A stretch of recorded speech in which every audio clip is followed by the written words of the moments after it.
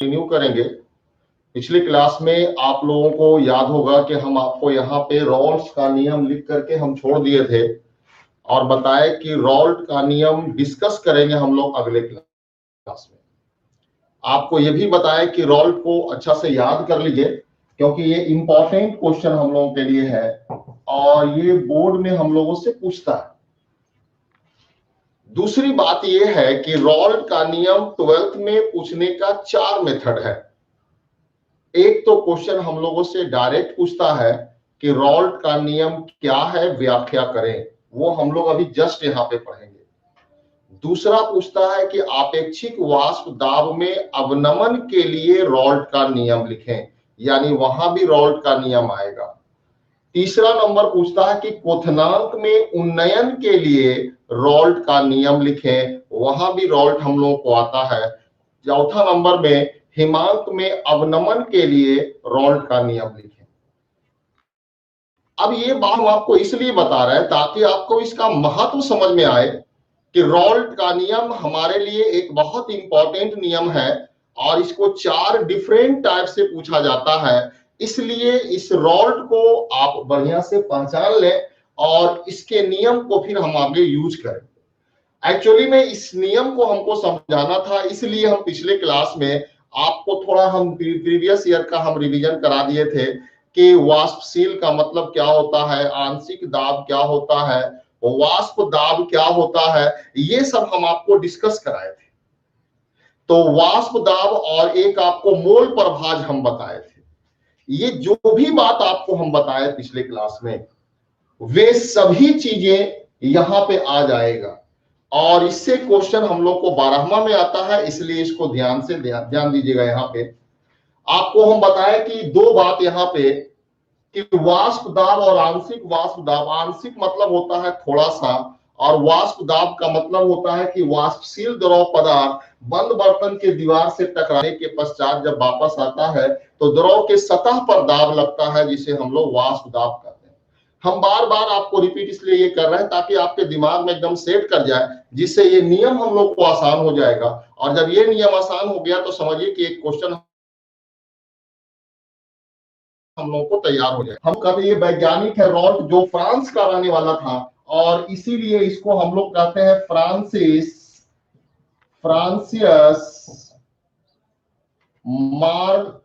मार्टे Raoult नामक वैज्ञानिक ने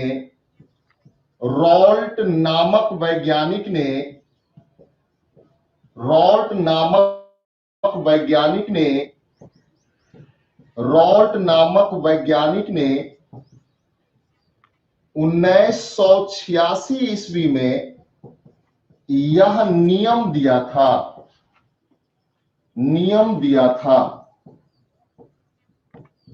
इस नियम के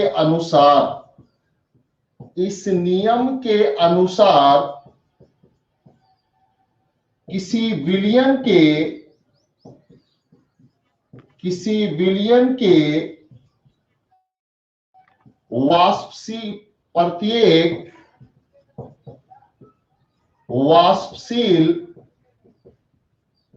प्रत्येक वाष्पशील अवयव का आंशिक वाष्प दाब उसके मोल प्रभाज के समानुपाती होता है। ये है कॉन्सेप्ट। यानी स्टेटमेंट अगर हम लोग देखें तो ये स्टेटमेंट यही है और ये बहुत ज्यादा टफ नहीं है, आसान सा स्टेटमेंट है यदि आप पीछे की बात अगर समझते हैं तब। जो पीछे आपको हम क्लास में पढ़ाए हैं अगर वो क्लियर है तो ये एकदम कॉन्सेप्ट क्लियर हो जाएगा। कि जैसे यहाँ देखिए एक अवयव का जो वाष्प दाब होता है, जैसे मान लेते हैं कि इसमें 2 अवयव है, एक हम लोग के पास विलेय पदार्थ है और दूसरा यहाँ पर हम लोगों के पास विलायक पदार्थ है। 2 चीज इसके अंदर मिला हुआ। या हम लोग एक पर यहाँ पर लेते हैं ए हम लोग के पास विलायक है जो पहले से उपस्थित था, बी इसमें हम लोग मिलाते हैं विलेय पदार्थ जो बाद में मिलाया गया। तो अगर दोनों के दोनों अगर वाष्पशील पदार्थ है तो दोनों में से किसी एक के लिए अगर बात किया जाएगा तो उसको आंशिक कहेंगे यहाँ पे। तो हम लोग इसी से संबंधित कहते हैं कि फ्रांसिस मार्टे रॉल्ट नामक वैज्ञानिक ने। आप सीधा सीधी अगर ये दोनों बात अगर याद ना भी रखें और खाली रॉल्ट अगर याद रखिएगा तो आपका काम चल जाएगा। ये फ्रांसिस मार्टे याद करने की जरूरत नहीं है। ये डेटा आपको इसलिए दिए क्योंकि ये एनसीईआरटी में यहाँ पर दिया हुआ है, इसलिए ऑब्जेक्टिव के पॉइंट ऑफ व्यू से कभी कभी बन सकता है। तो ये नियम जो दिया गया फ्रांसिस मार्टे रॉल्ट नामक वैज्ञानिक ने 1986 में दिया था। क्या है नियम? तो कहता है कि यह नियम दिया, इस नियम के अनुसार किसी विलयन के प्रत्येक वाष्पशील अवयव का आंशिक वाष्प दाब उसके मोल प्रभाज के समानुपाती होता है। किसी विलयन के प्रत्येक वाष्पशील अवयव का आंशिक वाष्प दाब उसके मोल प्रभाज के समानुपाती होता है। याद कीजिए, आपको पिछले क्लास में हम आंशिक दाब और वाष्प दाब पढ़ाए। यहां देखिए दोनों जुट गया, आंशिक वाष्प दाब। तो आंशिक वाष्प दाब कहने का तात्पर्य यहां पर यह है कि जो वाष्प दाब यहां बन रहा है, जिस अवयव के कारण, जिस कण के कारण यहां पे बन रहा है, उस कण में एक अवयव के लिए अगर बात किया जाए तो किसी एक अवयव के लिए अगर बात करते हैं तो उसे आंशिक वाष्प दाब कहते हैं। रॉल्ट का नियम एक अवयव के लिए यहां पर दिया गया है कि किसी एक अवयव का वाष्प दाब उसके मोल प्रभाज के समानुपाती होता है। जैसे उदाहरण के रूप में मान लिया जाए कि ए के जगह पे आपका जल है और बी के जगह पे आपके पास इथाइल अल्कोहल है। ध्यान देना बउआ, ये दो अवयव है। बहुत इंपॉर्टेंट क्वेश्चन है, लेकिन आसान लगेगा आपको अगर आप समझ जाइएगा तब। भारी नहीं है कि आपको याद ना हो।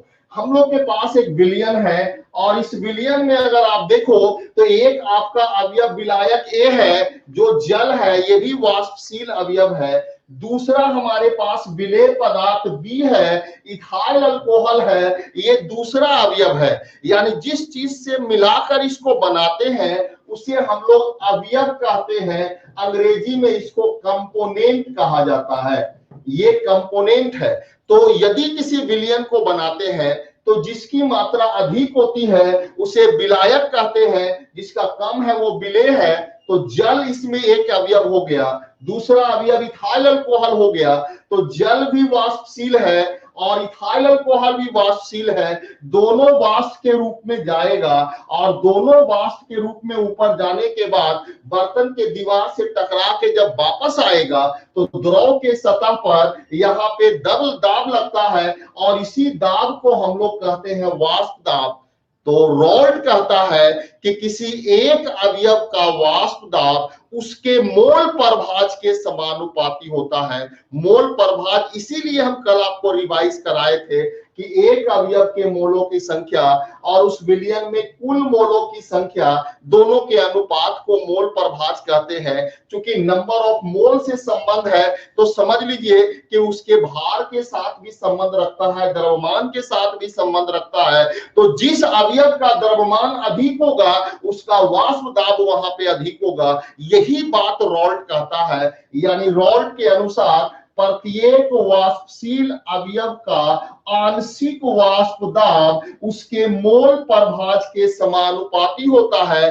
अगर मैथमेटिकली हम लोग देखें कि यदि दो अवयव ए तथा बी है और अगर उसके लिए हम लोग अगर निकालें तो यहाँ पी ए किसी एक अवयव के लिए, या डायरेक्ट अगर हम लोग कहें तो P समानुपाती हो जाएगा P नॉट और इनटू आपका हो जाएगा यानी मोल प्रभाज के, ये यहाँ पे आपको एक दूसरे के समानुपाती हो जाएगा। यानी मोल प्रभाज, इसको अगर हम लोग यहाँ पर लें तो कह सकते हैं कि आंशिक वाष्प दाब मोल प्रभाज के समानुपाती होता है। और यदि समानुपाती का चिन्ह अगर हटा देंगे तो हटाने के बाद एक नियतांक रखते हैं और इस नियतांक को कहते हैं पी नॉट। और ये हम लोगों के पास आपका हो गया मोल प्रभाज। पूछेगा कि पी नॉट क्या है, तो पी नॉट जो है ये शुद्ध अवस्था में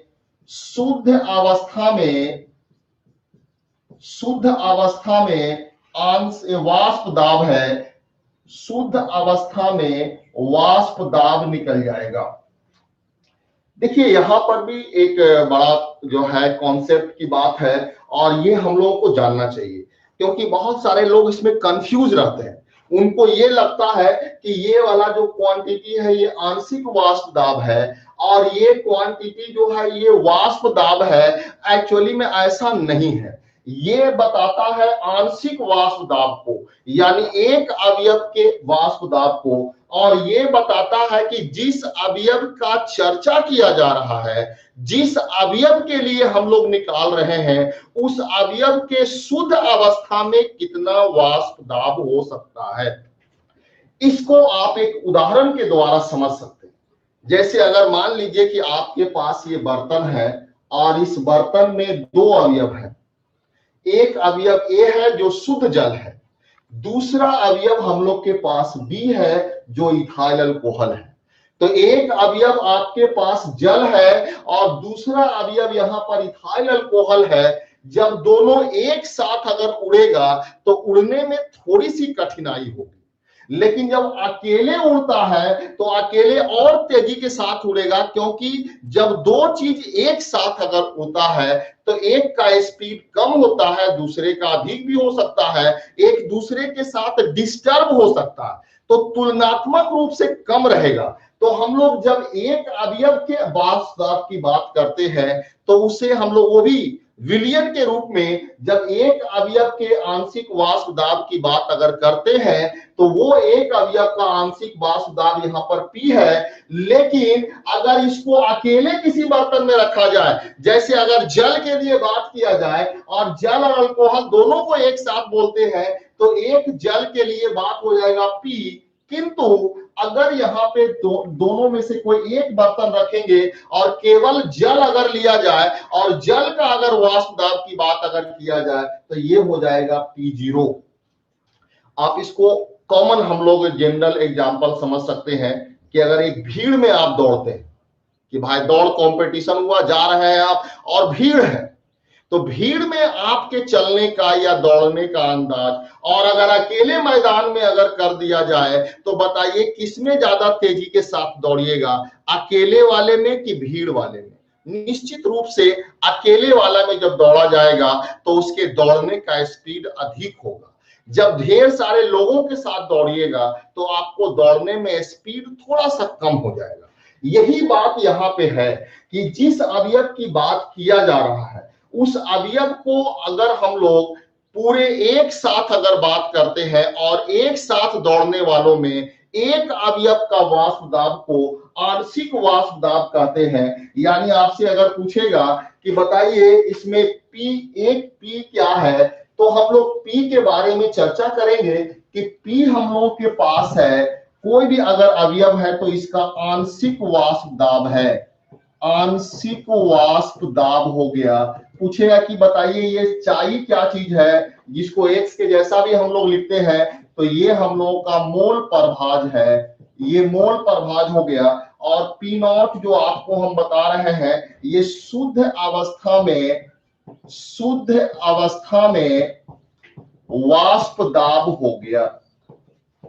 बहुत सारे लोग इसमें कंफ्यूज रहते हैं। हम चाहते हैं कि हमारा स्टूडेंट कंफ्यूजन में ना रहे और उसको सारा कॉन्सेप्ट समझ में अपना क्लियर करने आए कि अगर हम लोग के पास ये समीकरण अगर है तो इस समीकरण में P और P0 में अंतर क्या है कि P आपका आंशिक वाष्प दाब है, यानी बहुत सारे अगर अवयव हैं तो एक अवयव का जितना वाष्प दाब होता है वो P हो गया, और अगर उसी अवयव को शुद्ध अवस्था में यानी अकेले रख करके जब वाष्प दाब ज्ञात किया जाएगा तो वो आपका P0 हो जाएगा और बाकी x यहाँ पर मोल प्रभाज। तो क्लियर कट में यहाँ पर हो गया कि P समानुपाती है x के, यानी आंशिक वाष्प दाब प्रत्येक अवयव का आंशिक वाष्प दाब उसके मोल प्रभाज के समानुपाती होता है। और एक बात और हम लोग जानते हैं कि यदि दो राशि एक दूसरे के समानुपाती है तो हम लोग जानते हैं कि उसका ग्राफ सीधी रेखा के रूप में प्राप्त होता है। तो इसलिए यहां पे अगर हम लोग ग्राफ बनाएंगे,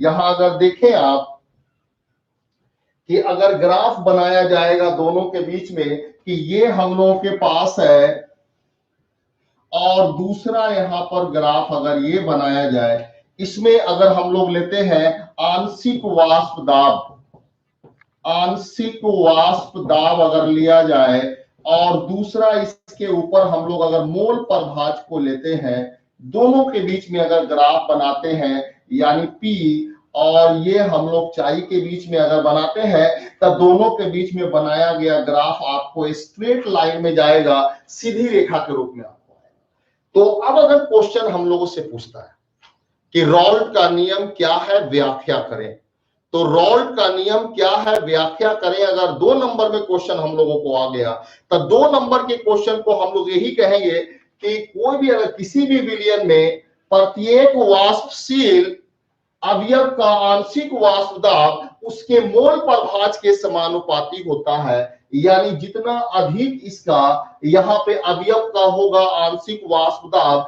मोल प्रभाज का मान जितना अधिक होगा, इसका आंशिक वाष्प दाब का मान भी उतना ही अधिक होगा। तो ये दोनों में अंतर आपको समझ में आ गया होगा। अगर कोई स्टूडेंट अगर है कि P is equal to P not और साई एक्स, ये कंफ्यूजन अगर दूर हो गया होगा, ये है हम लोगों का आंशिक वाष्प दाब, आंशिक वाष्प दाब, और ये हम लोगों का है शुद्ध अवस्था में, शुद्ध अवस्था में वाष्प दाब, और ये है मोल प्रभाज। ये तीनों चीज क्लियर हो गया। अगर सभी लोगों को अगर क्लियर हो गया ये नियम यानी रॉल्ट का नियम, जो कि हम लोग यहां देख रहे हैं कि किसी भी अगर अवयव के लिए उसका आंशिक वाष्प दाब का मान मोल प्रभाज के समानुपाती होता है, समानुपाती का चिन्ह हटाते हैं तो नियतांक देते हैं, यानी P नॉट को अगर वास्तविक रूप में देखा जाए तो यह एक प्रकार का समानुपाती नियतांक है, और यह समानुपाती नियतांक डिपेंड करता है कि शुद्ध अवस्था में कितना उसका वाष्प दाब है, वो इसको बताएगा। तो P is equal to P not into X यहां पर हम लोगों को आ गया, तो ये समानुपाती नियतांक से संबंधित हमारे पास P नॉट है, ये आंशिक वाष्प दाब है, ये शुद्ध अवस्था में वाष्प दाब है, और ये आपका मोल प्रभाज है। यही नियम कहलाता है रॉल्ट का नियम। और रॉल्ट के नियम के अनुसार जब दो राशि एक दूसरे के समानुपाती है, तब दोनों के बीच में बनने वाला ग्राफ एक सीधी रेखा के रूप में होगा। इक्वेशन ऑफ स्ट्रेट लाइन के अनुसार हम लोग जानते हैं कि दो राशि अगर एक दूसरे के समानुपाती होता है तो उनके बीच में बना हुआ ग्राफ सीधी रेखा के रूप में होता है। तो अगर आपसे कोई पूछता है कि रॉल्ट का नियम क्या है, इसकी व्याख्या करें, तो सबसे पहले नियम लिखेंगे, उसके बाद हम लोग ये समीकरण बनाएंगे और फिर उसके बाद ये ग्राफ बना देंगे। अगर इतना करेंगे तो हम लोगों का यहाँ पे क्वेश्चन कंप्लीट हो जाएगा, 2 नंबर हम लोगों को मिल जाएगा। हमको लगता है कि ये बात समझ में आ गई होगी। अगर आप लोग को समझ में आ गया है तो आप लोग थंब का निशान यहाँ पर दें, और जो अभी तक लाइक नहीं किए हैं वो इसको लाइक कर लें, जो अपना है अपने दोस्त है उसमें शेयर करें, ताकि वो भी उनको भी मौका मिले पढ़ने का और समझने का मौका मिले। हम आपको 2 दिन से इसी नियम को समझाने के लिए माहौल बना रहे थे कि आपको आंशिक वाष्प दाब आ जाए, आपको मोल प्रभाज आ जाए, आपको वाष्प दाब में अंतर समझ में आ जाए। अगर ये चूंकि इतना कंफ्यूजिंग चीज है कि आपको जब आएगा तो आप कंफ्यूज हो जाते हैं कि सर आंशिक वाष्प दाब क्या है, या आंशिक दाब क्या है, या वाष्प दाब क्या है, या मोल प्रभाज क्या है। ये कंफ्यूज हो जाने के कारण ये नियम थोड़ा सा भारी लगने लगता है, लेकिन अब आपको क्लियर हो जाना चाहिए कि यह नियम जो दिया गया है वो किसी भी वाष्पशील द्रव के लिए दिया गया कि 2 या 2 से अधिक वैसे अवयव अगर हैं जो वाष्पशील हैं, तो प्रत्येक वाष्पशील अवयव के आंशिक वाष्प दाब का मान उसके मोल प्रभाज के समानुपाती होता है। ये निकल गया, दोनों के बीच में बनाया गया ग्राफ हम लोगों का है, ये ग्राफ यहाँ पर हम लोगों को निकल गया और ये हम लोग यहाँ पर देख सकते हैं। अब इसमें आधारित एक छोटा सा जो है क्वेश्चन, अगर आप लोग बहुत अच्छा आप लोग जो है अपना साइन दे रहे हैं, यानी आप लोग को समझ में आ रहा है, सभी लोगों को अगर समझ में आ रहा है तो थंब का साइन दीजिए, ताकि हमको क्लियर हो जाए कि आप लोग सही से समझ चुके हैं। किसी को किसी प्रकार का प्रॉब्लम नहीं है, थंब का साइन दें। जो भी बच्चे हमारे साथ जुड़े हुए हैं एकदम रेगुलर वैसे जुड़े रहे जैसे हम लोग क्लासरूम में रहते हैं, और रिस्पॉन्स मिलना चाहिए। चुपचाप मुंह गिरा करके घर में नहीं बैठे रहिए। घर में भी रहें तो देखने वाले को या बगल में परिवार को लगे कि बच्चा पढ़ रहा है, और पूरे अपना कंसंट्रेशन के साथ, ये नहीं कि वीडियो देखते देखते लाए वही काम कर लेंगे वो काम कर लेंगे, वो नहीं। एकदम टेबल पे बैठिए क्लासरूम के माहौल में, और उसी माहौल में पढ़ा कीजिए। जो बात यहाँ पर बताई जाए उसके लिए यहाँ पर रिस्पॉन्स भी दीजिए, तो आपको फिर अच्छा से बात समझ में आने लगेगा। ध्यान से यहाँ पर देखिए, आपको बात समझ में आ जाएगी।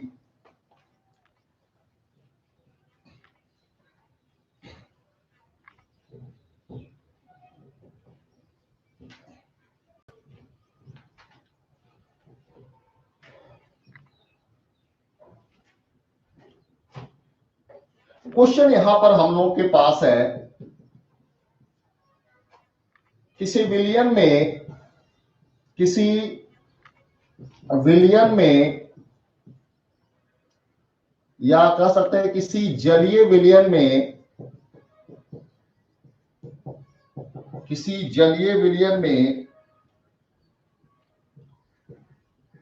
इथाइल अल्कोहल का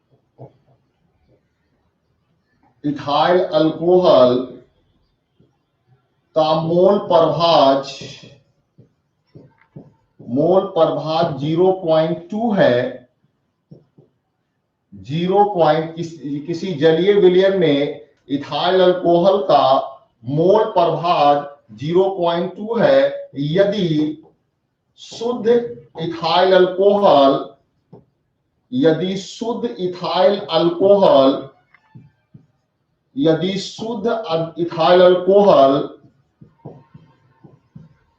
का वाष्प दाब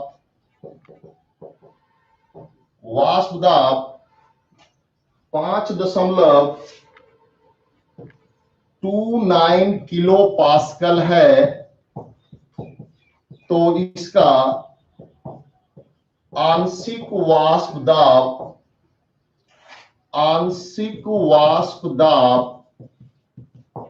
ज्ञात करें। ये क्वेश्चन आप लोगों से बनना चाहिए, और सारे स्टूडेंट ट्राई कीजिए। ट्राई करने में कोई बुराई नहीं है। अगर आप बैठे हुए हैं थोड़ा सा इसको ट्राई करके देखिएगा, आपसे क्वेश्चन बन जाएगा, बहुत मुश्किल नहीं है। आप अगर देखें तो आपसे ये क्वेश्चन जो है निश्चित रूप से आपको यहाँ पे बनेगा। बल्कि इसको 9.5 कर लेते हैं हम लोग, 9.5।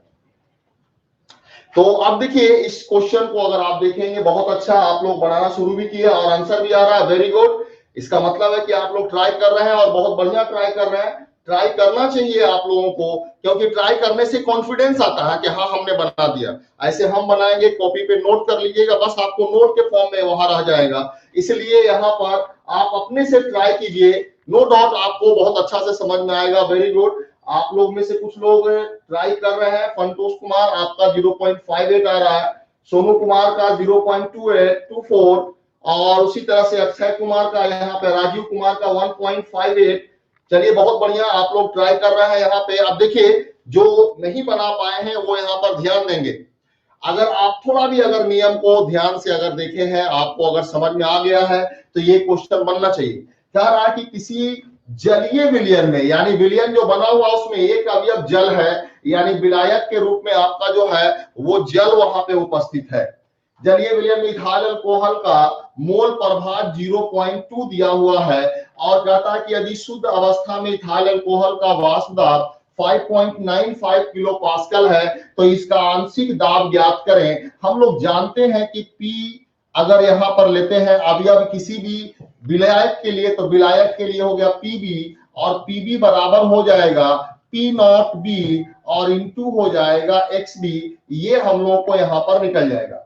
आप इसमें, ये हम लोग का नियम है, रॉल के नियम के अनुसार फॉर्मूला दिया हुआ क्वेश्चन क्या है, तो विलेय पदार्थ का मोल प्रभाज यानी XP बराबर 0.2 दिया हुआ है। शुद्ध अवस्था में इथाइल अल्कोहल का वाष्प दाब यानी P0b जो है, ये हम लोग के पास दिया हुआ है 5.95। ये आपको दिया हुआ किलो पास्कल यूनिट है दाब का। पास्कल हम लोग जानते हैं कि दाब की इकाई है, और उसी में अगर किलो लगा दिया गया तो किलो पास्कल हो जाएगा। अब हम लोग को निकालने के लिए कह रहा है कि पीवी बराबर यहाँ पर क्या होगा। निश्चित रूप से इस पे फॉर्मूला बेस्ड क्वेश्चन यहाँ पे हम लोग का है कि पीवी बराबर यहाँ पर हो जाएगा पीवी नॉट और इंटू हो जाएगा एक्सबी। पीवी नॉट के लिए अगर हम लोग यहाँ पर देखें तो हम लोग के पास है 5.95 और इंटू आपका हो जाएगा 0.2। आप दोनों को अगर मल्टीप्लाई कर दीजिएगा ये भी आंसर आपको किलो पास्कल में आएगा, क्योंकि जब आपका यहाँ पर यूनिट लेके चल रहा है किलो पास्कल, तो यहाँ पर भी किलो पास्कल में ही आपको आ जाएगा। तो ये हो जाएगा 5 दूनी 10 के 0 और 9 दूनी 18, 18 और 1 19 हो जाएगा। 5 दूनी 10 और 10 और 1 11 हो जाएगा। 2 1 3 अंक के बाद यहाँ पर डेसिमल दे देंगे तो आपको ये टोटल यहाँ पर इतना किलो पास्कल आपको आंसर यहाँ पे आ जाएगा। सिंधा यहाँ पर दिया हुआ था कि आपको शुद्ध अवस्था में वाष्प दाब आपको दिया हुआ है और शुद्ध अवस्था में वाष्प दाब आपको 5.95 है और इसका मोल प्रभाव 0.2 है। दोनों को यदि गुना कर दिया जाए तो 1.190, यानी चूंकि यहाँ पर गुना करेंगे 2 अंक के बाद यहाँ दशमलव है और 1 अंक यहाँ पर है यानी 3, तो 1 2 3 यानी 1.190 किलो पास्कल के बराबर हो जाएगा। तो इस प्रकार से किसी एक अवयव का आंशिक वाष्प दाब यहाँ पे निकल गया। तो रॉल्ट के नियम के अनुसार यदि हम लोग देखें तो रॉल्ट के नियम के अनुसार अगर कोई भी आंशिक वहां पे वाष्पशील अवयव यदि है और वाष्पशील अवयव का मोल प्रभाव दिया हुआ है और उसके शुद्ध विलायक फॉर्म में यानी शुद्ध फॉर्म में अगर उसका वाष्प दाब अगर दिया हुआ रहे, दोनों को अगर गुना कर देंगे, गुना कर देने के बाद हम लोगों को निकल जाएगा। हमको लगता है कि ये बात सबको समझ में आ गया होगा। अगर सभी बच्चे को अगर समझ में आ गया है, थंब का इंप्रेशन दीजिएगा ताकि हमको समझ में आ जाए कि आप लोगों को सब कुछ समझ में आ गया, किसी को दिक्कत नहीं है।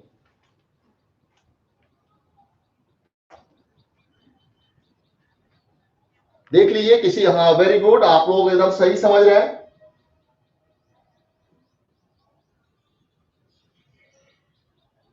बहुत अच्छा।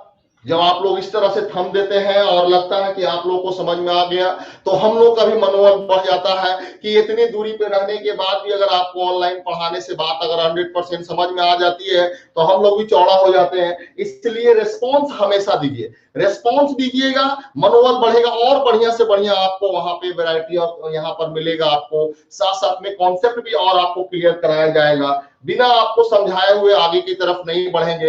एक इंपॉर्टेंट चैप्टर हम लोग पढ़ रहे हैं, आपको हम बताएं, हम लोग सिलेबस की बात पढ़ रहे हैं और ये हम लोग का टॉपिक कंटिन्यू है, शुरू से चल रहे हैं हम लोग इस चैप्टर को। कुछ बच्चों का अगर ये चैप्टर अगर मिस कर गया होगा पहले का टॉपिक जिसमें मोलरता मोललता विलयन वगैरह अगर पढ़ रहे होंगे तो आपको हम बताए थे कल के क्लास में भी और आज भी हम आप लोगों को बताते हैं कि ये जो हम लोगों का है इसमें पहले से ही हम लोग का चैप्टर चलता आ रहा है, शुरू से हम लोग पढ़ रहे हैं। और जिसका भी अगर टॉपिक अगर छूट गया है तो वो यहाँ पर हमारे चैनल जो है वो आईयूबी क्लासेस, और इस चैनल पे अगर आप जाइएगा तो इस चैनल पे आपको पीछे का सारा वीडियो यहाँ पर अवेलेबल है। आप यूट्यूब पर ओपन करके बिलियन चैप्टर का सारा चीज आप देख सकते हैं, वो आपको वहां पर मिल जाएगा और फिर उसको आप अपना कंटिन्यू रखें। आपको किसी प्रकार का कोई प्रॉब्लम यहाँ पे नहीं होने जा रहा। इसी चैनल पे कल से हम लोग का जो क्लास होगा, ये ध्यान से सुनिए आप कि आज से यहाँ से चूंकि कनेक्ट करने में थोड़ी सी परेशानी हो जाती है, टाइम का ड्यूरेशन वहां पे चेंज कर जाता है, आप अभी भी देख रहे थे, इसलिए कल से इस चैनल पे हम लोग का डायरेक्ट होगा। इसलिए जो भी बच्चे अगर हमारे साथ अभी जुड़े हुए हैं इस चैनल को भी अपना सब्सक्राइब कर लीजिए और इस चैनल को अपना यहाँ पर रख लीजिए। ऐसे इसका नोटिफिकेशन आपको इसमें भी आपको मिल जाएगा, कॉन्सेप्ट क्लियर में भी इसका नोटिफिकेशन मिल जाएगा और कल से डायरेक्ट हम लोग इस चैनल के थ्रू हम लोग पढ़ेंगे ताकि और अच्छे से यहाँ से हम लोग समझ पाए, किसी प्रकार का कोई इंटरप्शन नहीं हो और ये हम लोगों को डायरेक्ट यहाँ पर चलता रहेगा। तो कल से भी यही टाइम आपका रहेगा, जो आज टाइम है 7:30 से 8:30 तक यहाँ पर आपको टाइमिंग यही रहेगा और इसी टाइमिंग में हम लोग यहाँ पर पढ़ेंगे और इस टॉपिक को हम लोग आगे अभी हम लोग कंटिन्यू करेंगे। लेकिन एक इंफॉर्मेशन था ये आपको हम दे दे रहे हैं, जो साथी अगर आपके साथ अगर आज नहीं भी जुड़े हुए हैं तो उनको भी बता दीजिएगा ये जो हम लोगों का चलेगा केमिस्ट्री क्लास जो चलेगा वो आईयूबी क्लासेस जो मेरा अपना चैनल है उसके द्वारा वहां पर चलेंगे और रेगुलर हम लोग वहां पे पढ़ाई करेंगे। और इस चैनल पे अगर आप आइएगा तो पीछे का भी सारा वीडियो भी रखा हुआ है, हाइड नहीं किया हुआ है उसको हम नहीं हटाए हैं, तो वो वीडियो भी 1 बाय 1 करके आप देख लेंगे तो आपका शुरू से सारा नोट्स यहाँ पे तैयार हो जाएगा। क्योंकि इस चैप्टर के लगभग जो है अब हम लोग 50% पार्ट में अब मूव कर रहे हैं, उसके बाद अब चैप्टर हम लोग का आहिस्ता आहिस्ता एंड कर जाएगा, फिर हम लोग नया चैप्टर स्टार्ट करेंगे। तो इसलिए जो भी स्टूडेंट अगर है न्यू है तो ये बात याद रखें कि इसके अकॉर्डिंग हम लोग यहाँ पर चलेंगे। अब आइए इसमें हम लोग आगे देखते हैं। एक इंफॉर्मेशन था जो आपको हम दे दिए, कल कंफ्यूज नहीं करिएगा, कल आप लोग इस चैनल पे नहीं, हम लोग आईयूबी क्लासेस के चैनल पे हम लोगों का ऑनलाइन क्लास चलेगा। केमिस्ट्री का क्लास अभी आपको जैसे एज यूजुअल सारा विषय चल रहा है वैसे ही केमिस्ट्री का क्लास भी आपको चलता रहेगा। बस थोड़ा सा इसमें चेंज कर दिया गया कि आपको विद्या एजुकेशन के चैनल पे ना रखे, आईयूबी क्लासेस के चैनल पे आपको रहेगा और इसी के द्वारा हम लोग देखेंगे। तो यहाँ आइए अब थोड़ा सा एक बात और समझते हैं। अभी हम लोग एक अवयव की बात कर रहे थे, अब आइए अपने टॉपिक पे आते हैं। इंफॉर्मेशन आपको जो देना था वो कंप्लीट हो गया। तो एक अवयव का आंशिक वाष्प दाब हम लोग देख रहे हैं कि एक अवयव अगर मान लिया जाए कि ये विलयन है और इस विलयन में दो अवयव हैं, एक अवयव ए है विलायक और दूसरा अवयव बी है और ये है विलेय पदार्थ।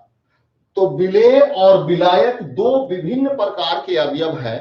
इसमें से एक अवयव पे अगर चर्चा किया गया तो रॉल्ट का नियम उसी के आधार पे दिया गया कि किसी एक वाष्पशील अवयव का आंशिक वाष्प दाब इसके मोल प्रभाज के समानुपाती होता है। अब हम लोग चर्चा करने जा रहे हैं कि अगर दोनों के दोनों अगर वाष्पशील अवयव है तो दो वाष्पशील अवयव के आंशिक वाष्प दाब को अगर मिला दिया जाए तो कुल दाब उसमें कितना हो जाएगा, इसकी चर्चा हम लोग यहां पर करेंगे। हम आपका कमेंट देख रहे हैं, चलिए बहुत अच्छा, आप लोगों को भी हैप्पी मदर्स डे, बहुत अच्छी बात है। और बहुत सारे लोग गुड मॉर्निंग भेज रहे हैं, तो आप लोगों को भी गुड मॉर्निंग। बहुत अच्छा आप लोग पढ़ रहे हैं और बहुत अच्छे से आप लोग समझ रहे हैं। अब हम लोग यहाँ पर देखते हैं द्रव विलयनों का वाष्प दाब। बहुत भारी नहीं, एकदम आप समझ जाओगे। हम लोग जिस तरह से शुरू से हम लोग अपने मटेरियल को कलेक्ट करते हुए पढ़ रहे हैं, आपको एकदम समझ में आ जाएगा। हम जैसा कि अभी आपको उदाहरण दिए कि अगर चार लोग एक साथ दौड़ रहे हैं या चल रहे हैं कहीं भीड़ में तो उसका स्पीड कम हो जाएगा, अकेले अगर जाएगा तो उसका स्पीड अधिक रहेगा क्योंकि उसमें किसी तरह का हिंड्रेंस नहीं है, रुकावट नहीं है। अब हम लोग देखना चाहें होने थोड़ा बहुत कम बेसी होने के बाद भी कितना कुल दाब उसके अंदर हो सकता है, ये बात हम लोग यहाँ पर देख सकते हैं। तो इसके लिए हम लोग यहाँ देख रहे हैं जिसमें हम लोग कह रहे हैं कि द्रव विलयनों का वाष्प दाब क्या हो सकता है।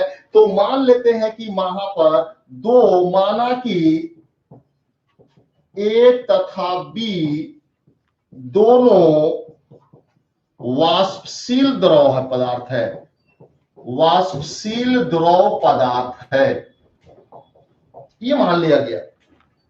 जैसे अगर जल है तो जल को खुला छोड़ दिए तो उड़ जाएगा, अल्कोहल है इसको भी अगर खुला छोड़ दिए तो उसको उड़ जाएगा, और उड़ने वाले पदार्थ को ही हम लोग कहते हैं वाष्पशील। वाष्पशील मतलब उड़नशील, वाष्पशील उड़नशील, यानी जिसको खुला छोड़ दिए तो उड़ जाएगा तो वो कहलाएगा उड़नशील या वाष्पशील कहलाता है। यहां हम लोग चर्चा कर रहे हैं वाष्प दाब का, और वाष्प दाब उसी के लिए निकला जाएगा जो वाष्प के रूप में ऊपर की ओर उड़ता है, जो नहीं उड़ेगा उसके लिए हम लोग वाष्प दाब नहीं निकालते।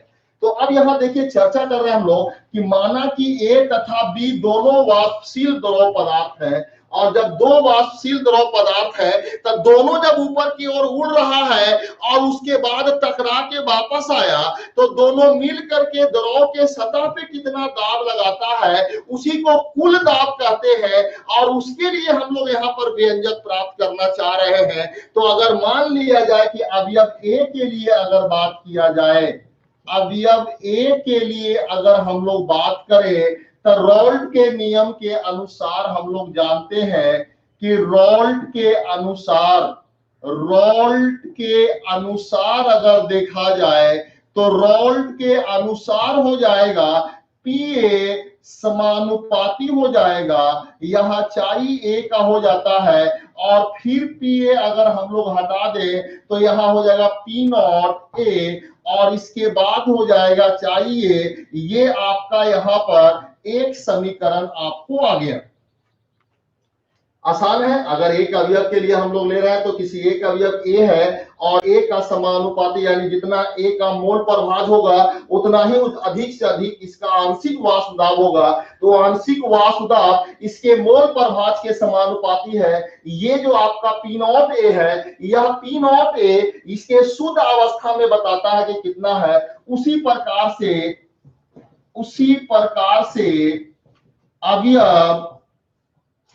प्रकार से अवयव दो के बी के लिए, अवयव बी के लिए अगर बात किया जाए तो हम लोग लिख सकते हैं पी बी समानुपाती हो जाएगा चाई बी के, और तब यहां पर आपको पी बी बराबर हो जाएगा पी नॉट बी, और ये आपको हो जाएगा एक्स बी। ये हम लोगों का हो जाएगा समीकरण नंबर 2। तो यहाँ पे आप इसको अगर देखें तो बात आपको समझ में आ रही होगी। दोनों अवयव के लिए अलग से रॉल्ट का नियम लगा दिए हम लोग। एकदम यहाँ पर ध्यान से देखें आपको बात समझ में आ रहा होगा कि यहाँ पे अगर फर्स्ट अगर देखिए तो पी ए समानुपाती है एक से का, या उसी तरह से अगर समानुपाती का चिन्ह अगर हटा देंगे तो ये आपका हो जाएगा यहाँ पे। उसी प्रकार से अगर यहाँ पर हम लोग अवयव बी के लिए अगर देखते हैं तो अवयव बी के लिए आप यहाँ पर देख सकते हैं पी बी समानुपाती है एक्स बी, और पी बी बराबर हो जाएगा पी नॉट बी और इंटू एक्स बी।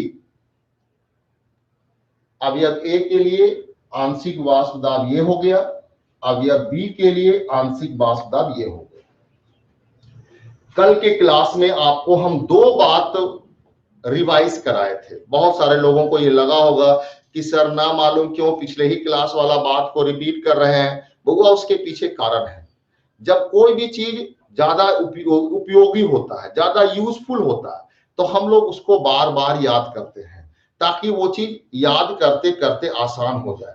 आज देखिए उसी का हम लोग उपयोग करने जा रहे हैं। आपको हम बताएं कि ए का आंशिक वाष्पदाब पीए है, बी का आंशिक वाष्पदाब पीबी है।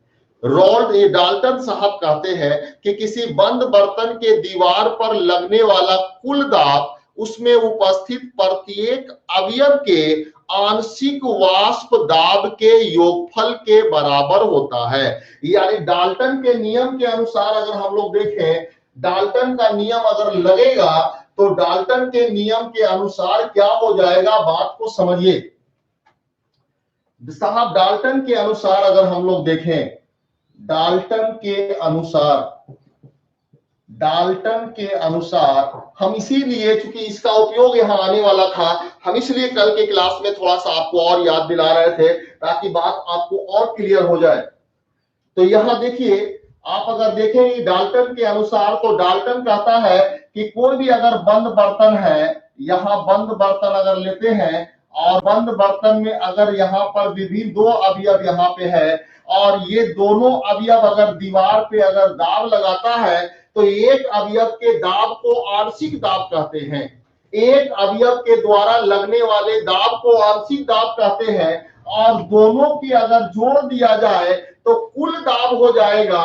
यानी डाल्टन के अनुसार पी टोटल बराबर हो जाएगा पी ए प्लस पीबी के बराबर हो जाएगा। तो यहाँ हम लोग के पास देखिए आंशिक वाष्पदाब ये है, फिर यहाँ भी हम लोग देख रहे हैं कि आंशिक वाष्पदाब पीबी है। तो दोनों अगर दिया हुआ है तो दोनों के मान को यहाँ पर हम लोग रख लेते हैं। तो यहाँ पे दोनों के मान को अगर रखेंगे तो पी ए बराबर हम लोग के पास है P not A into X A, plus में अगर पीबी को अगर हम लोग रखते हैं तो यहां पर हो गया पी नॉट बी और इंटू हो जाएगा एक्स बी। दोनों का मान यहां पर रख दिए। आपको यही डाल्टन के अनुसार हम लोग चल रहे हैं कि प्रत्येक अवयव के आंशिक वाष्पदाब उसके कुल अवयव के योगफल के बराबर होता है।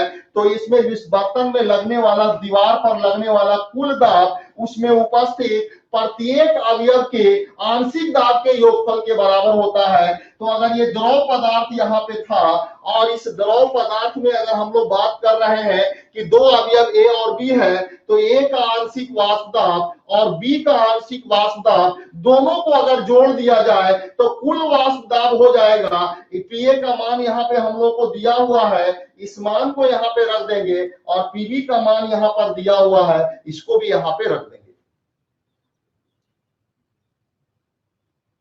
अब इसके बाद आइए यहाँ पे एक बात और देखिए, हम आपको पिछले क्लास में रिवाइज कराए थे कि किसी भी विलयन में प्रत्येक अवयव के मोल प्रभाज का योगफल 1 होता है। यानी दो अवयव अगर हम लोग के पास है एक्स ए और एक्स बी, थोड़ा सा हम लोग इसको एक फॉर्म में चेंज कर लेना चाह रहे हैं, इसलिए हम पुराना फॉर्मूला आपको उपयोग कर रहे हैं। ये हम पढ़ाए हैं आपको कि किसी विलयन में प्रत्येक अवयव के मोल प्रभाज का योगफल यहाँ पर 1 होता है कि अगर कोई विलयन है, अगर दो अवयव उसमें मिला हुआ रहेगा तो दोनों अवयव के मोल प्रभाज का योगफल 1 होता है। अगर 3 अवयव रहेगा किसी विलयन में तो तीनों अवयव के मोल प्रभाज का योगफल 1 होता है। यानी किसी विलयन में जितने भी अवयव रहेंगे प्रत्येक अवयव के मोल प्रभाज का योगफल 1 होता है। अब आइए हम लोग बात कर रहे हैं वैसा विलयन जिसमें दो अवयव हैं। तो जब दो अवयव वाला विलयन इसके अंदर है, ए और बी मिला हुआ है, तो अवयव ए का वाष्प दाब या मोल प्रभाज और बी का मोल प्रभाज दोनों का योगफल यहाँ पे 1 है। अगर इसमें हम लोग ऐसा अगर कर लेते हैं कि यहाँ दिया हुआ है दो यहाँ पे कि ये X A plus X B is equal to 1, अगर हम लोग यहाँ पर एक्स ए अगर कैलकुलेट करना चाहें तो ये हो जाएगा, आपको ये चला जाएगा इस तरफ। तो एक्स ए को यहां पे रहने दीजिए, हम लोग कुल दाब निकालना चाह रहे हैं एक के फॉर्म में ताकि बात और आसान हो जाए। तो यहां देखिए, अगर इसको अगर आप निकालते हैं तो ये आपको आ गया पी ए नॉट को इसी तरह से रहने दीजिए, कोई दिक्कत की बात नहीं। एक्स ए के जगह पे मान रख देंगे हम लोग 1 माइनस एक्स बी, ये जो यहां पे है इसका मान रख लेंगे।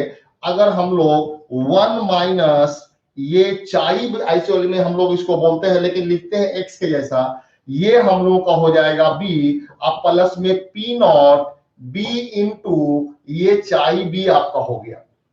अब इसको अगर हम लोग ब्रैकेट को तोड़ दें तो ये ब्रैकेट तोड़ने के बाद A not P not A और ये आपका हो जाएगा पी नॉट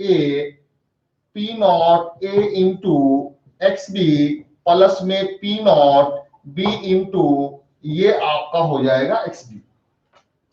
आप अगर थोड़ा सा इसको अरेंज कर लिए अपने सुविधा के लिए तो हम लोग इसको ऐसा कर सकते हैं कि पी नॉट ए और ये उस तरफ अगर लेकर हम लोग जाते हैं तो प्लस में P not B into X B minus P not A into X B आ जाएगा।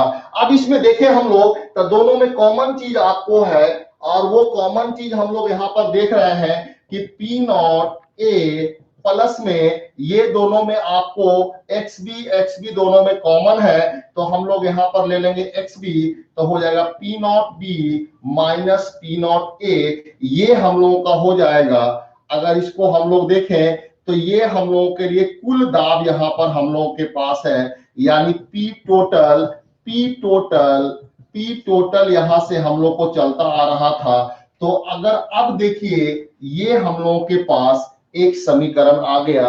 ध्यान से इसको समझिए, बहुत भारी नहीं है, थोड़ा सा मैथमेटिकल कैलकुलेशन है और मैथ में आप लोग बहुत अच्छा एक्सपर्ट होते हैं।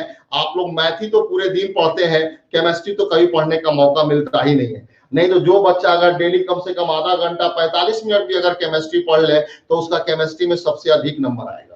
तो यहाँ ध्यान दें, आप लोगों का मैथ मजबूत है। फिर से एक बार इसको समझ लीजिए, हम लोग कह रहे हैं कि कोई भी अगर विलयन है और कोई भी विलयन में अगर जितने भी अवयव हैं तो प्रत्येक अवयव का आंशिक वाष्प दाब को अगर मिला दिया जाए, जोड़ दिया जाए तो कुल दाब निकल जाएगा। यानी कुल आंशिक वाष्प दाब बराबर पीए प्लस पीबी, और पीए का मान हम लोग यहाँ पर निकाल चुके हैं रॉल्ट के नियम के अनुसार पी ए बराबर P A naught into X A, इसको यहाँ पे रख दिए। पीबी के लिए भी हम लोग यहाँ पर निकाल दिए हैं कि पीबी समानुपाती है एक्स बी, और पीबी बराबर P not B into X B, तो ये भी हम लोग को यहाँ पर आ गया है। दोनों को रखने के बाद थोड़ा सा आप टेक्निकल काम, यहाँ पे थोड़ा सा एक टेक्निक आपको ये लगाना है कि दो अवयव के मोल प्रभाज का योगफल 1 होता है, तो यहाँ पर a बराबर हो जाएगा 1 माइनस एक्स बी, और जहां पे आपको ये दिया हुआ आपका a का मोल प्रभाज है उसको बदल दीजिए b के रूप में 1 माइनस यहाँ पर b, ताकि एक ही मोल प्रभाज यहाँ पर रह जाए। तो ये इस तरह से यहाँ पर निकल सकता है, आपको ये निकल जाएगा।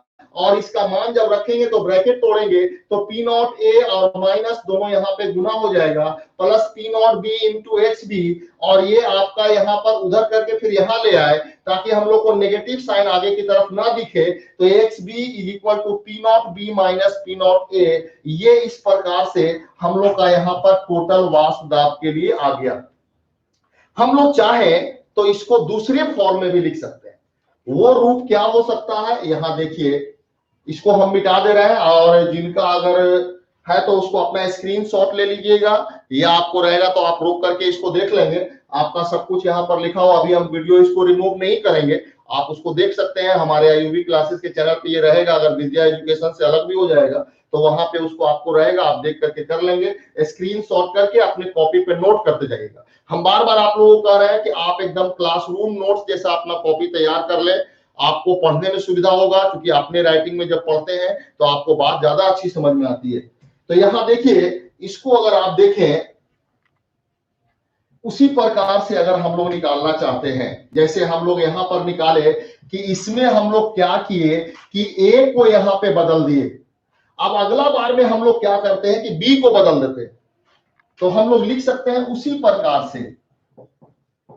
प्रकार से अगर हम लोग देखें, उसी प्रकार से अगर हम लोग देख ले कि ये हम लोग का जो आपका पहले से था कि P टोटल बराबर यहाँ पे आपको दिया हुआ है P टोटल बराबर PA प्लस PB, और यहाँ पे आपका है P not A into XA plus में P नॉट B और इंटू XB, या चाई बीज को हम लोग कहते हैं। ये अगर निकल गया, अब क्या करेंगे कि यहाँ पे हम लोग XB अगर चेंज करें, यहाँ पे अगर आए तो XA plus XB equal to 1 हो जाएगा,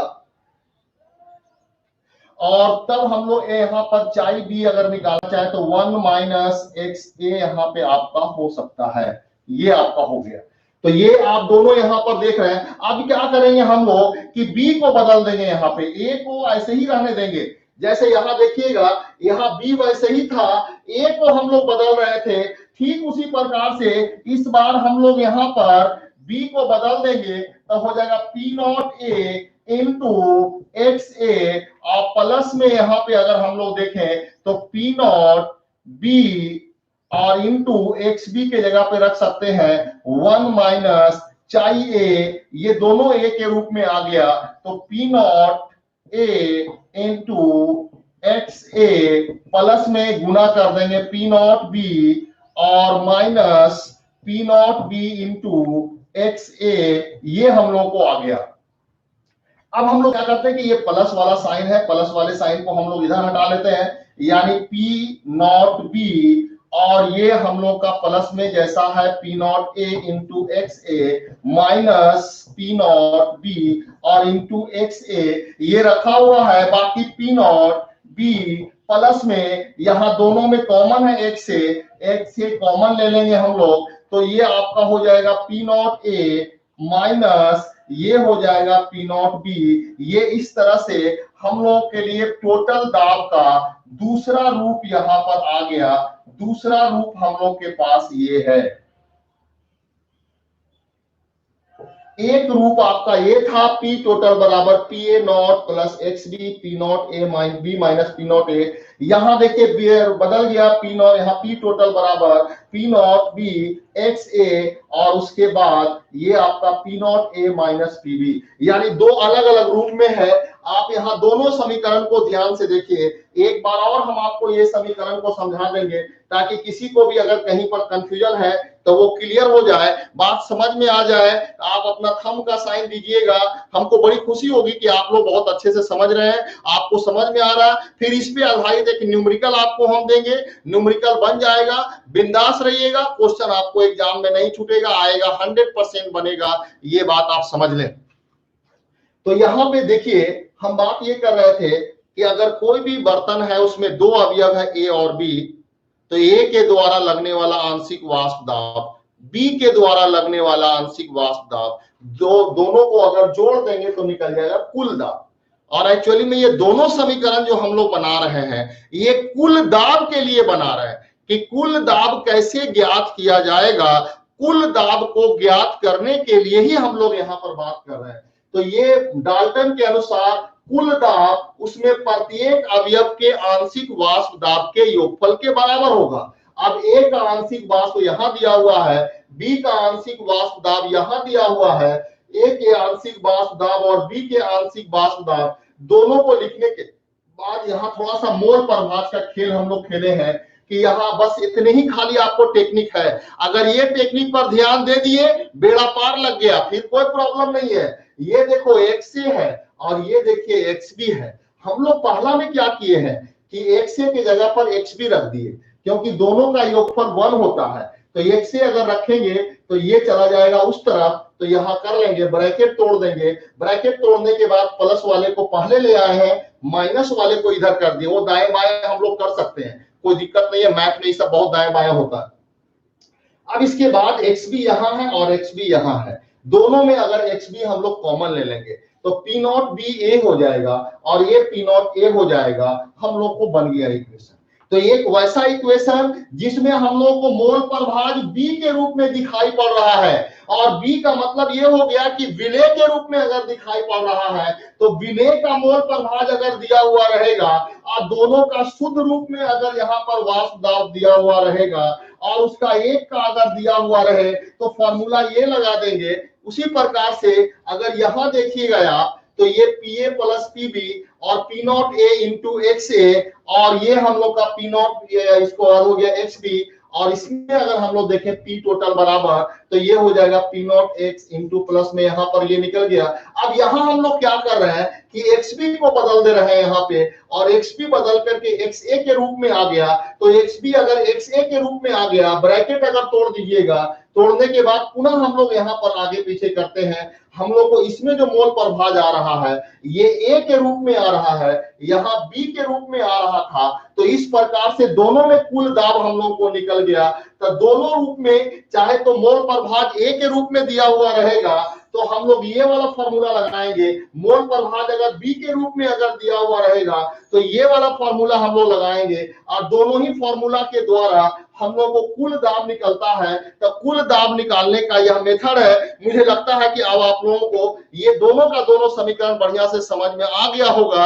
अगर आप लोग को समझ में आ गया है तो लाइक का चिन्ह आप दें और साथ साथ में थंब दीजिए ताकि हमको समझ में आ जाए कि सब कुछ मामला ठीक ठाक चल रहा है। कोई भी सिंबल थंब का, क्लैपिंग का, फ्लावर दे दे ताकि हमको आइडिया हो जाए कि आप लोग का सही चल रहा है। और जो अभी तक बच्चे अगर लाइक नहीं किए हैं तो उसको लाइक कर लें ताकि दोनों चीज साथ साथ चलते रहे, आपका भी मनोबल समझ करके एकदम चौड़ा हो जाए कि हाँ आज कुछ समझ लिया, हमको भी लगे कि हाँ बच्चा हमारा सपोर्ट कर रहा है, सब कुछ ठीक ठाक से चल रहा है, वेरी गुड। दोनों हम लोग म्यूचुअल अंडरस्टैंडिंग रखेंगे, आप मेरे लिए और हम आपके मनोबल बढ़ाने के लिए काम करेंगे तो मजा आएगा, ताकि हम लोगों को लॉकडाउन का भी असर हम लोगों के ऊपर ना पड़े, और लॉकडाउन का बहुत ज्यादा हम लोग उससे हम लोग और कैरियर के ऊपर भी कोई दिक्कत नहीं हो। वेरी गुड, बहुत बेहतरीन आप लोग देख रहे हैं। और इसी तरह से हम लोग का डेली क्लास चलता रहेगा।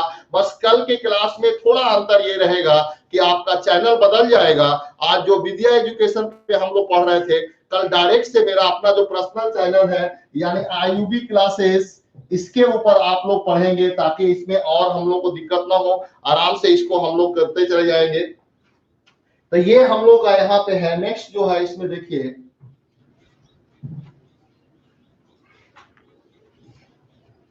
दो अगर अवयव था, अवयव ए और अवयव बी, दोनों वाष्पशील था। बात समझो, रॉल्ट के नियम्स के लिए नीट का क्लास या इंग्लिश मीडियम का क्लास शाम में हमारा चलता है, इसलिए जो भी बच्चा अगर शाम में अगर नीट की तैयारी कर रहे हैं या आईआईटी मेंस जिनको अगर देना है आपके जानने वाले में, इवनिंग क्लास में अगर आइएगा। इंग्लिश मीडियम में मेरा क्लास चलता है, आज क्लास वो 3 से 4 बजे है, और वो आकर के अपना ज्वाइन कर लेंगे। इंग्लिश मीडियम के लिए जो है वो चैनल भी आपका आईयूबी क्लासेस पे ही चलता है, और इस पे आकर के आप अपना पढ़ सकते हैं। जिनका इंफॉर्मेशन था वो हम वहां पर दे दिए। अब आइए यहाँ पे अगर हम लोग देखते हैं, बस 5 मिनट का और है, 5 मिनट में हम लोग का ये टॉपिक कंप्लीट हो जाएगा। फिर आगे हम लोग इसको अगले क्लास में इस पे आधारित कुछ न्यूमेरिकल हम लोग बनाएंगे। अभी हम आपसे बात ये कर रहे थे कि अगर कोई विलयन है और उस विलयन में दोनों के दोनों अवयव अगर वाष्पशील अवयव हैं, दोनों अगर वाष्पशील अवयव है, तो उसके लिए हम लोग बात कर रहे थे। अभी हम लोग चर्चा करेंगे कि ये आपका जल है जो कि वाष्पशील है, और इसमें मिला देंगे चीनी जो आपको अवाष्पशील है, यानी वाष्प के रूप में उड़ता नहीं है। तो चीनी वाष्प के रूप में नहीं उड़ता है और जल आपका वाष्प के रूप में उड़ जाता है, यानी इसमें एक अवयव वाष्पशील है और दूसरा अवयव जो है वो अवाष्पशील है। तो याद रखना कि वाष्प दाब जब भी अगर निकलेगा तो वाष्प दाब वाष्पशील के लिए निकलेगा, यानी शुद्ध विलायक के लिए निकलेगा, जल के लिए यहां पर निकलेगा। और इसीलिए यहां पर भी अगर हम लोग देखेंगे तो ये आपका जो होगा, ये P समानुपाती जो होगा वो समानुपाती हो जाएगा यहां पर XA के। अगर यहां पर देखिए, अगर वाटर है तो जल है, यहां पर विलायक है, तो विलायक के लिए यहां पर हो जाएगा, विलायक यानी सॉल्वेंट के लिए हम लोग बात कर लेंगे, वाटर के लिए यहां पर हो जाएगा, ये भी आपका वाटर का हो जाएगा। और ये हम लोग यहां पर PW अगर ले P0, तो ये आपका वाटर का प्योर हो जाएगा। शुद्ध अवस्था में वाष्प दाब हम लोग निकाल लेते हैं। ये या सॉल्वेंट यहां पर ले लीजिए, S सॉल्वेंट अगर ले लेते हैं, जब चूंकि सॉल्वेंट हम लोगों का यहाँ पे अवाष्पशील पदार्थ वाष्पशील पदार्थ है, तो जो पदार्थ यहाँ पे रहेगा वाष्पशील पदार्थ केवल उसी के लिए निकलेगा यहाँ पे। तो ये हम लोग को यहाँ पर टोटल आपको आ जाएगा आंशिक वाष्प दाब, क्योंकि ये ऊपर की तरफ नहीं उड़ेगा। तो इसके लिए हम लोग कह सकते हैं, यदि हम लोग दूसरा कंडीशन अगर लेते हैं, यदि अवाष्पशील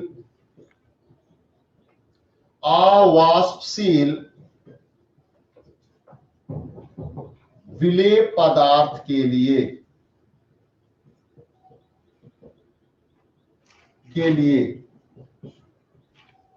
अगर अवाष्पशील विलेय पदार्थ अगर यहां पे मान लिया जाए ठोस है के लिए अगर हम लोग बात करें, तो यहाँ पे डायरेक्ट आपका हो जाएगा कि जो चीज वाष्पशील है उसी के लिए निकलेगा, बाकी दूसरे के लिए यहाँ पर नहीं निकलेगा। तो हम लोग यहाँ पर अगर देख रहे हैं तो सॉल्वेंट है और उसी के अनुसार यहाँ पर हम लोग देख रहे हैं, तो ये आपको सॉल्वेंट के लिए यहाँ पर निकल जाएगा, क्योंकि सॉल्यूट जो है विलायक जो इसके अंदर है वही वाष्पशील है, और जो वाष्पशील रहेगा वाष्प दाब उसी के लिए निकलेगा। अवाष्पशील विलेय पदार्थ उसको और डिस्टर्ब कर देता है। ये कल के क्लास में आपको हम पढ़ाए थे, याद होगा कल का क्लास आपको हम पढ़ाए हैं कि कल के क्लास के अनुसार हम लोग देखे थे कि अगर किसी भी विलायक में या वाष्पशील विलायक में अवाष्पशील विलेय पदार्थ यदि मिलाते हैं, तो अवाष्पशील विलेय पदार्थ मिलाने के कारण उसके वाष्प दाब में कमी उत्पन्न हो जाता है। यानी अवाष्पशील ठोस पदार्थ अगर मिलाया जाए तो अवाष्पशील ठोस पदार्थ मिलाने से जो पहले विलायक का वाष्प दाब था वो भी कम हो जाता है। इसलिए नया जो विलायक का वाष्प दाब है वो PS मान लिए है, और शुद्ध अवस्था में जो यहाँ पर है वो P0 हो जाएगा, और ये इसका यहाँ पर मोल प्रभाज हो जाएगा। तो ये शुद्ध अवस्था में वाष्प दाब और ये अकेले हो जाएगा आंशिक वाष्प दाब, और तब यहाँ पर ये आपको फॉर्मूला बन जाएगा। दोनों तरह से यहाँ पर हम लोग बात देख लेते हैं, ये बात हम लोगों को यहाँ पर क्लियर हो जाता है। इसी में यहाँ पर कहा जाता है कि रॉल्ट का नियम हेनरी के नियम का एक विशेष स्थिति है। कैसे? ये बात भी यहाँ पर हम लोग चलते चलते बस 1 मिनट में चर्चा कर लें, हम लोग का मामला समाप्त हो जाएगा और ये टॉपिक कंप्लीट हो जाएगा। अगले क्लास में आपको हम इस पर आधारित 1-2 प्रॉब्लम आपको करा देंगे, न्यूमेरिकल करा देंगे, कंप्लीट हो जाएगा। यानी एक बात यहाँ पे बोलता है कि रॉल्ट का नियम हेनरी के नियम का विशेष स्थिति है। कैसे ये चीज हो रहा है ये बात समझ लीजिए। यानी Rawls law is a special case of Henry law. तो हम लोग जानते हैं हेनरी के नियम के अनुसार, हेनरी के नियमानुसार हम लोगों को मालूम है कि जानते हैं कि पीए बराबर होता है के एच इंटू एक्स ए। ये हम लोग अगर देख लें तो ये उसी प्रकार से रॉल्ट के अनुसार अगर हम लोग देखते हैं तो रॉल्ट के अनुसार जो हम लोगों को बनेगा, रॉल्ट के अनुसार अगर हम लोग या इसको हम लोग यहां पर देख लें कि के एच बराबर हो जाएगा P A upon x A. और रॉल्ट के अनुसार हम लोग देखें, रॉल्ट के अनुसार अगर चलते हैं तो रॉल्ट के अनुसार कहता है कि पी ए बराबर होता है पी नॉट ए और इंटू आपका हो जाएगा एक्स ए, यानी P not A is equal to हो जाएगा आपको P A by P not A. ये यहां पर आपको आ जाएगा। ये इसके लिए हम लोग के पास स्थिति यहां पर ये है। ये आप समीकरण 1 देख सकते हैं और ये समीकरण नंबर 2। तो देखिए यहाँ पे दोनों हेनरी के नियम के अनुसार हम लोग पढ़े थे कि पी ए इक्वल टू के एच इंटू एक्स ए, इसको हेनरी नियतांक कहते हैं। तो केपी बराबर के एच बराबर यहाँ पे हम लोग का हो जाएगा के एच बराबर पी ए अपॉन एक्स ए। उसी प्रकार से रॉल्ट के नियम के अनुसार पी ए बराबर P not A into X A और P A naught equal P A upon यहाँ पर एक्स ए। ये हम लोग को यहाँ पर आ गया। दोनों समीकरण में अगर आप देखिए तो दोनों समीकरण में ये नियतांक है और ये भी नियतांक है, दोनों समानुपाती नियतांक है। बाएं तरफ दाएं तरफ वाला दोनों के दोनों यहाँ बराबर है। तो कहता है कि यदि KH का मान अगर PA के बराबर हो जाए तो यह दोनों के दोनों बराबर हो जाएगा, यानी दोनों में कोई अंतर नहीं है। इसीलिए हम लोग कहते हैं कि यह यहाँ पर इसका विशेष स्थिति है। इसलिए हम लोग कह सकते हैं कि इसलिए यदि KH का मान P नॉट A के समान हो जाए तो दोनों बराबर हो जाएगा। ये है इसका विशेष स्थिति। आप ध्यान से देखिए, आपको पता है कि आप रॉल्स के हेनरी के नियम के अनुसार जब चलते हैं तो KH बराबर PA अपॉन एक्स ए, और रॉल्ट के अनुसार अगर चलते हैं तो PA बराबर PA naught A into X A. आप यहां अगर कांस्टेंट निकाल लेते हैं तो इसका मान भी PA अपॉन एक्स ए है और यहां भी पी नॉट ए अगर निकाले पी ए अपॉन एक्स ए। दोनों में बाएं तरफ बराबर है तो दाएं तरफ भी बराबर हो जाएगा। इसीलिए कहते हैं कि रॉल्ट का नियम हेनरी के नियम का विशेष स्थिति है कि दोनों का नियतांक अगर बराबर हो जाए तो दोनों का मान भी बराबर हो जाएगा। तो स्थिरांक बराबर होने से मान बराबर हो जाए, इसलिए दोनों में कोई अंतर नहीं माना जाता है। हाँ, अलग अलग केएच का मान होने से हो सकता है कि दोनों में अंतर आ जाए, लेकिन केएच का मान अगर पीए के बराबर हो जाए तो ये आपका एक विशेष स्थिति है। इसके अनुसार यहाँ पे हम लोग देखते हैं। तो ये हम लोग का कॉन्सेप्ट था, इसमें थोड़ा सा और बच गया है और उसके बाद हम लोग न्यूमेरिकल देखेंगे।